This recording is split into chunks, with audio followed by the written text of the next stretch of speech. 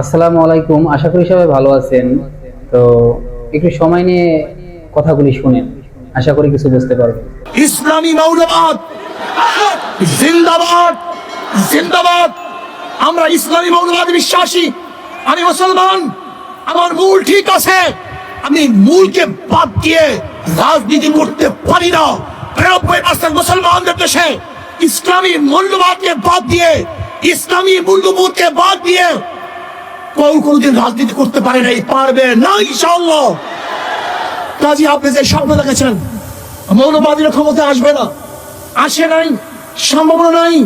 আর আমি উল্টো দেখছি, ইনশাআল্লাহ আগামী বাংলাদেশ ইসলামী মৌলবাদীদের বাংলাদেশ, আগামী বাংলাদেশ কোরআন ও সুন্নাহর বাংলাদেশ, আগামী বাংলাদেশ এদেশের স্বাধীন আগামী মানুষের বাংলাদেশ, আগামী বাংলাদেশ ধর্মীয় ব্যক্তিত্বের বাংলাদেশ, আগামী বাংলাদেশ সাম্য, মানবিক মর্যাদা এবং ন্যায় বিচার প্রতিষ্ঠিত বাংলাদেশ।